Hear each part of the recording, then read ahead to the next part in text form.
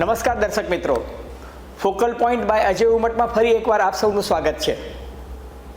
અમેઠી છોડીને રાહુલ ગાંધી રાયબરેલીમાં શા માટે ગયા? શું ખરેખર રાહુલ ગાંધીએ રણ છોડ્યું કે કોંગ્રેસ પાર્ટીની સોચી સમજેલી આ એક રણનીતિ હતી? શું રાહુલ ગાંધી, પ્રિયંકા ગાંધી અને અખિલેશ મુલાયમસિંહ યાદવની ત્રિપુટી ભારતીય જનતા પાર્ટીના અશ્વમેઘને ઉત્તર પ્રદેશમાં રોકી શકશે? રાહુલે છેલ્લી ઘડીએ અમેઠીના બદલે રાયબરેલીમાં જવાનું મુનાસિબ માન્યું કે સોનિયા ગાંધીનું પ્રેશર હતું? કોંગ્રેસ પાર્ટીના રાષ્ટ્રીય પ્રવક્તા જયરામ રમેશ કહે છે કે આ તો રાહુલ ગાંધીનો માસ્ટર સ્ટ્રોક છે. તેઓ રાહુલ ગાંધીને શતરંજના સાતિર કહે છે. શું નરેન્દ્ર મોદી અને અમિત શાહ શતરંજના આ ખેલાડીની ચાલને ઊંધી પાડશે?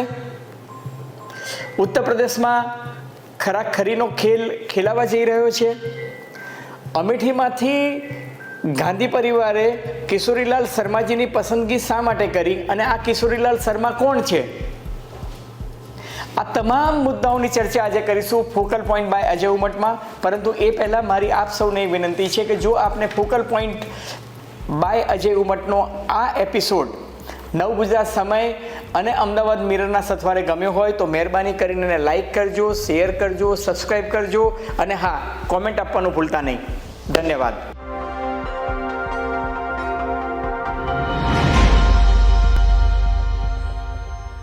કોંગ્રેસ પાર્ટીના ઇતિહાસમાં સામાન્ય રીતે એવું થાય છે કે ભારતીય જનતા પાર્ટીમાં છેક છેલ્લી ઘડી સુધી વડાપ્રધાન નરેન્દ્ર મોદી ગુજરાતમાં કોને મુખ્યમંત્રી બનાવશે, મધ્યપ્રદેશમાં કોને બનાવશે, રાજસ્થાનમાં કોને લાવશે કે છત્તીસગઢમાં કોની નિમણૂક કરશે, એ તમામ બાબતો ગુપ્ત રહેતી હોય છે. આ વખતે પહેલી વખત એવું થયું કે મીડિયા હોય કે કોંગ્રેસની બીટ કવર કરતા પત્રકારો હોય કે કોંગ્રેસના નેતાઓ સૌથી આ વાત જે છે છેક છેલ્લી ઘડી સુધી ખાનગી રાખવામાં આવી અને પરમ દિવસે રાત્રે 8:40 એવો નિર્ણય કોંગ્રેસ હાઈકમાન્ડે લીધો કે સોનિયા ગાંધી જે છે એ ફાઇનલ નિર્ણય લેશે અને સોનિયા ગાંધીએ રાતના 11 વાગે જાહેર કર્યું કે રાહુલ ગાંધી અમેઠીમાંથી નહીં પરંતુ રાયબરેલીમાંથી જ ચૂંટણી લડશે. એવું કહેવાય છે કે રાહુલ ગાંધી પર ઉત્તર પ્રદેશમાંથી ચૂંટણી લડવાનું પ્રેશર જબરજસ્ત હતું. પ્રિયંકા ગાંધી, સોનિયા ગાંધી, અખિલેશ મુલાયમસિંહ યાદવ અને ઇન્ડિયા ગઠબંધનના બધા જ નેતાઓ રાહુલ ગાંધીને કહેતા હતા કે વાયનાડમાંથી ચૂંટણી જીતવાની ગેરંટી હોય છતાં પણ ઉત્તર પ્રદેશમાં ચુનાવનો માહોલ બનાવવો હોય તો કર્ણાટક, મહારાષ્ટ્ર, હરિયાણા, રાજસ્થાન, બિહાર આ તમામ રાજ્યોમાં કોંગ્રેસનું આ વખતે ફોકસ હતું છતાં પણ સૌથી મહત્ત્વની લડાઈ જે છે એ ઉત્તર પ્રદેશમાં હતી. કારણ કે ઉત્તર પ્રદેશ એક એવું રાજ્ય છે કે જ્યાં ભારતીય જનતા પાર્ટી 2014માં 80માંથી 74 અને 2019માં 80માંથી 62 બેઠકો પોતાની તાકાત પર અને વત્તા 2 બેઠકો અપના દળની એટલે કે 64 બેઠકો જીતીને આવતી હતી. એટલે ઉત્તર પ્રદેશમાં ભારતીય જનતા પાર્ટીનો સ્ટ્રાઇક રેટ રોકવા માટે તમામ ઇન્ડી ગઠબંધનના સાથીઓનું પ્રેશર હતું કે રાહુલ ગાંધીએ અહીંયાથી ચુનાવ લડવું જોઈએ. હવે એવું કહે છે કે સોનિયા ગાંધીએ છેક છેલ્લી ઘડીએ એવું કહ્યું કે રાયબરેલી જે છે એ ફિરોઝ ગાંધી એટલે કે 1952માં પહેલી વખત ફિરોઝ ગાંધી એટલે રાહુલ ગાંધીના નાના જે છે ત્યાંથી ચૂંટણી લડ્યા હતા અને 1952થી સતત 5 ટર્મ સુધી ફિરોઝ ગાંધી જે છે એ રાયબરેલીની બેઠક પરથી ચૂંટણી લડ્યા હતા અને ચૂંટણી જીતતા હતા. અમેઠીની વાત કરીએ તો અમેઠી જે છે એ નવા સીમાંકન પ્રમાણે 1977 બાદ એક નવી લોકસભાની રચના થઈ જેમાં અમેઠીનો સમાવેશ થયો.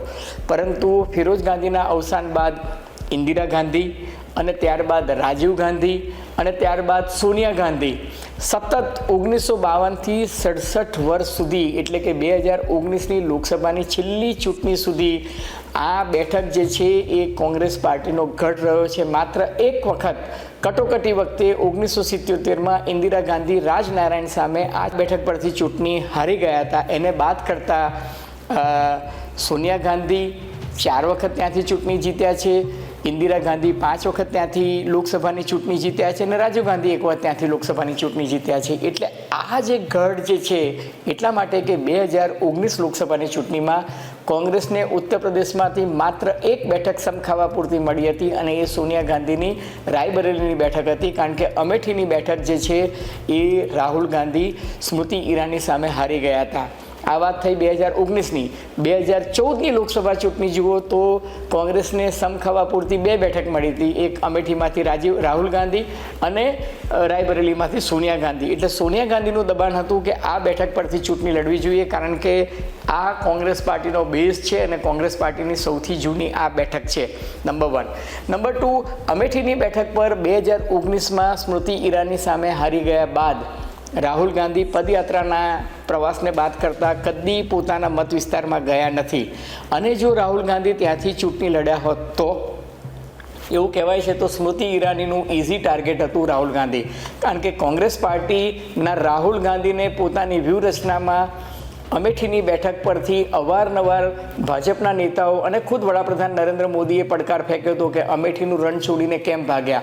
એટલે એ લોકો રાહુલ ગાંધીને અમેઠીમાં લાવવા માંગતા હતા અને અમેઠીમાં જો રાહુલ ગાંધી આવે તો ફરી એકવાર એમને ચૂંટણી હરાવવાનો તખ્તો જે છે એ ગોઠવવામાં આવ્યો હતો. અલબત્ત કોંગ્રેસના નેતાઓ કહે છે કે અમેઠી ખાતે રાહુલ ગાંધીની લોકપ્રિયતા ગજબની છે, પરંતુ એક ત્રીજું કારણ એ પણ છે કે રાહુલ ગાંધીની લોકપ્રિયતા અમેઠીમાં ફરી પાછી એસ્ટાબ્લિશ થઈ હોય, લોકોને સ્મૃતિ ઈરાનીને ચૂંટણી જીતાડવાનો કદાચ રંજ હોય તો પણ રાહુલ ગાંધી એટલા માટે જોખમ નહોતા લેવા માંગતા, કારણ કે અમેઠીમાં એ ઇઝી ટાર્ગેટ સ્મૃતિ ઈરાનીના હાથે બની શક્યા હોત.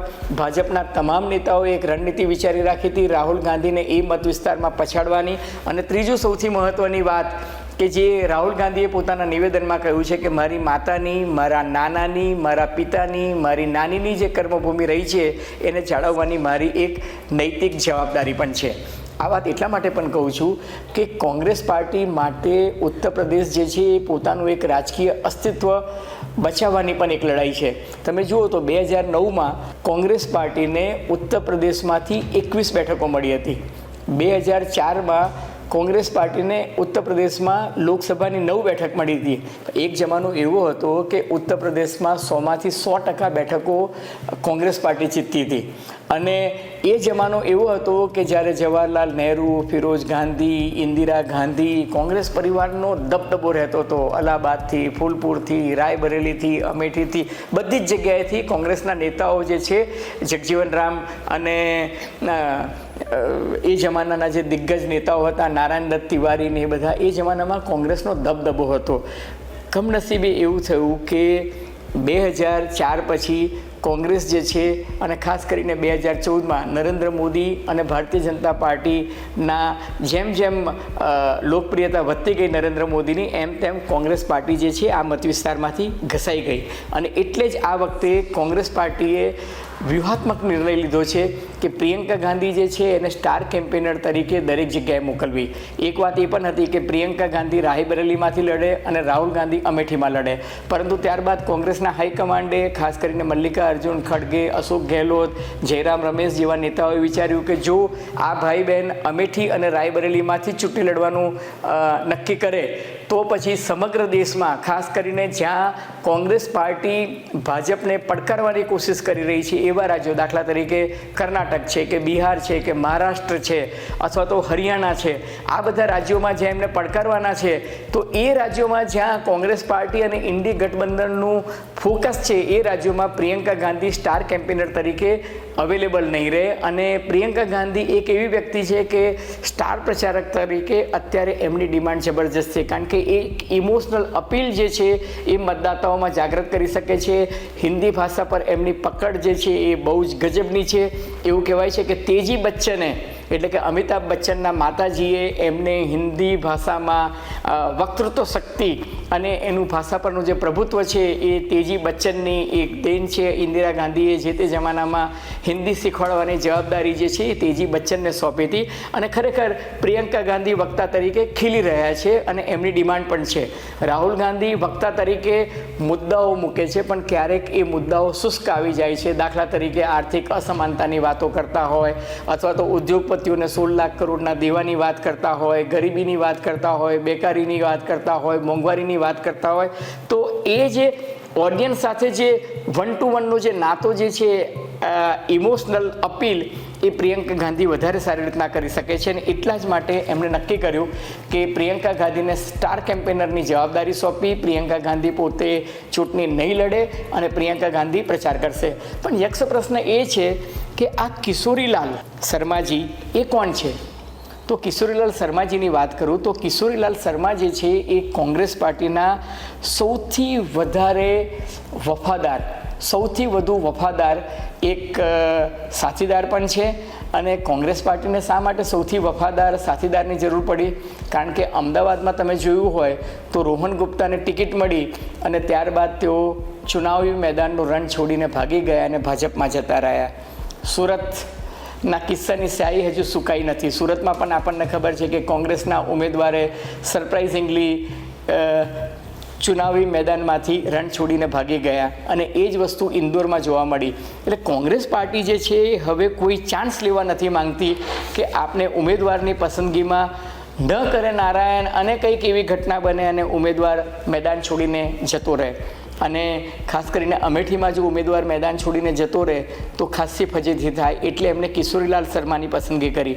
હવે આ કિશોરીલાલ શર્મા જે છે ને મૂળ પંજાબના લુધિયાનાના બ્રાહ્મણ છે, પણ રાજીવ ગાંધીના 1983થી ખૂબ જ અંગત, વિશ્વાસુ, વફાદાર સાથીદાર રહ્યા છે. રાજીવ ગાંધીએ જ્યારે પહેલી વખત ચૂંટણીનું નામાંકન પત્ર ભર્યું ત્યારે એ એમની સાથે હતા અને ત્યારથી લઈને 40 વર્ષ સુધી એ કોંગ્રેસ પાર્ટીના, ખાસ કરીને સોનિયા ગાંધી પરિવારના અત્યંત વિશ્વાસુ સાથીદાર રહ્યા છે. એટલું જ નહીં, અમેઠી અને રાયબરેલી આ બંને વિસ્તારની જેને કહીએ ને કે ઇલેક્શનના પ્રબંધકની જવાબદારી જે છે હંમેશા કિશોરીલાલ શર્મા જ નિભાવી રહ્યા છે. એ દ્રષ્ટિએ જોવા જઈએ તો એ બહુ જ વિશ્વાસુ છે અને અમેઠી અને રાયબરેલીની ગલી ગલી, ચપ્પા ચપ્પાથી એ પરિચિત છે.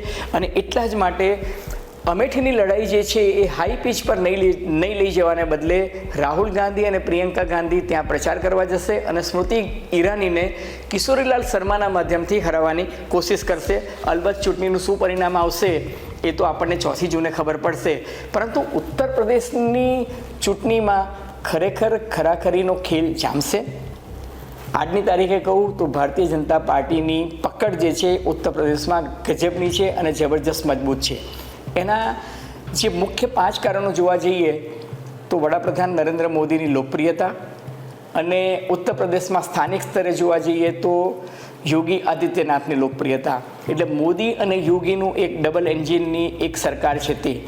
બીજું કે ભારતીય જનતા પાર્ટીએ આ વખતે જે 80માંથી 75 બેઠકો પર ભારતીય જનતા પાર્ટી લડી રહી છે ત્યારે બેઠકોની વહેંચણી જે કરી છે ભારતીય જનતા પાર્ટીએ, બેઠકોની વહેંચણીમાં એક જે બુકે બનાવે ને એ બુકેમાં જે 75 બેઠકોનો જે બુકે બનાવ્યો છે એ બુકેમાં 34 બેઠકો જે છે એ સામાન્ય ઉમેદવાર લડી રહ્યા છે, 25 બેઠકો પર ઓબીસીના ઉમેદવારો છે, 16 બેઠકો પર શિડ્યુલ કાસ્ટ એટલે કે અનુસૂચિત જાતિ જનજાતિના ઉમેદવાર છે, 7 બેઠકો પર મહિલા ઉમેદવારો લડી રહી છે, 13 બેઠકો પર બ્રાહ્મણ છે, 13 બેઠકો પર રાજપૂત છે. એટલે બ્રાહ્મણ અને રાજપૂતોનું સંતુલન જે છે ઉત્તર પ્રદેશમાં જાળવ્યું છે.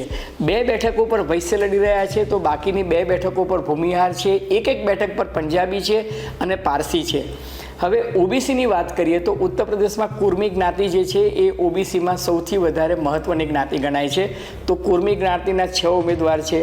લોધ એટલે કે કલ્યાણસિંહ જે જ્ઞાતિને બિલોંગ કરતા હતા એ લોધ જ્ઞાતિના 4, જાટ જ્ઞાતિના 3, નિષાદ જ્ઞાતિના 3, ગુર્જર 2 અને એ ઉપરાંત કશ્યપ, યાદવ, કુશવાહા, માડીને ત્યાં સૈની તરીકે પણ ઓળખવામાં આવે છે, એ શાક્ય, તૈલી અને બનિયા કોમ્યુનિટી, આ તમામ કોમ્યુનિટીના એક ઉમેદવાર. ટૂંકમાં એક પુષ્પગુચ્છ એવું બનાવ્યું છે કે જેમાં જ્ઞાતિવાદનું સમીકરણ જે છે એ પરફેક્ટ ગોઠવવામાં આવ્યું છે.